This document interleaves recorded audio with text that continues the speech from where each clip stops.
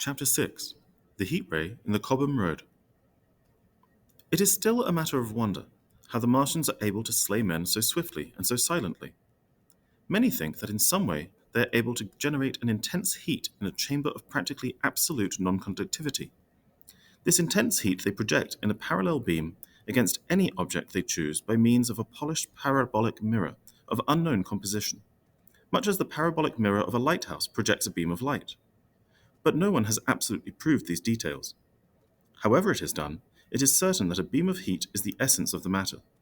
Heat and invisible instead of visible light.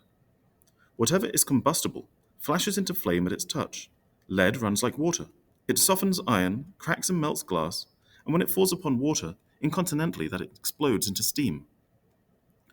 That night, nearly 40 people lay under the starlight about the pit, charred and distorted beyond recognition. And all night long, the common from Horsell to Maybury was deserted and brightly ablaze. The news of the massacre probably reached Cobham, Woking, and Ottershaw about the same time. In Woking, the shops had closed when the tragedy happened, and a number of people, shop people and so forth, attracted by the stories they heard, were walking toward the Horsell Bridge and along the road between the hedges that runs out at last upon the common. You may imagine the young people brushed up after the labours of the day and making this novelty, as they would make any novelty, the excuse for walking together and enjoying a trivial flirtation. You may figure to yourself the hum of voices along the road in the gloaming. And yet, of course, few people in Woking even knew that the cylinder had opened, though poor Henderson had sent a messenger on a bicycle to the post office with a special wire to an evening paper. As these folks came out by twos and threes upon the open, they found little knots of people talking excitedly and peering at the spinning mirror over the sandpits, and the newcomers were, no doubt, soon infected by the excitement of the occasion.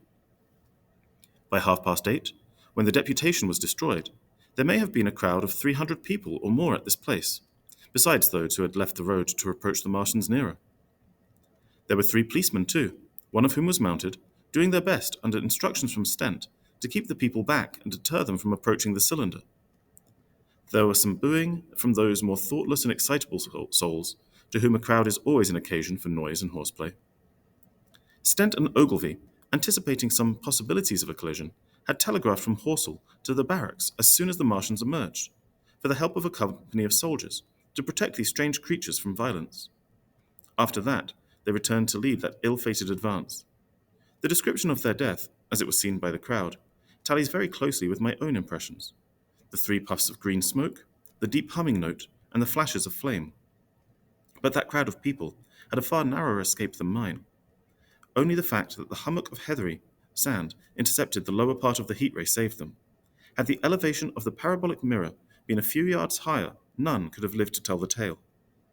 They saw the flashes and the men falling, and an invisible hand, as it were, lit the bushes as it hurried toward them through the twilight. Then, with a whistling note that rose above the droning of the pit, the beam swung close over their heads, lighting the tops of the beech trees that lined the road and splitting the bricks, smashing the windows, firing the window frames, and bringing down in crumbling ruin a portion of the rubble of the house nearest the corner. In the sudden thud, hiss, and glare of the igniting trees, the panic-stricken crowd seems to have swayed hesitatingly for some moments. Sparks and burning twigs began to fall into the road, and single leaves like puffs of flame. Hats and dresses caught fire. Then came a crying from the common. There were shrieks and shouts, and suddenly a mounted policeman came galloping through the confusion with his hands clasped over his head, screaming, "They're coming!" a woman shrieked. And incontinently, everyone was turning and pushing at those behind, in order to clear their way to Woking again. They must have bolted as blindly as a flock of sheep. Where the road grows narrow and black, between the high banks the crowd jammed, and a desperate struggle occurred. All that crowd did not escape. 3 persons at least, 2 women and a little boy, were crushed and trampled there, and left to die amid the terror and the darkness.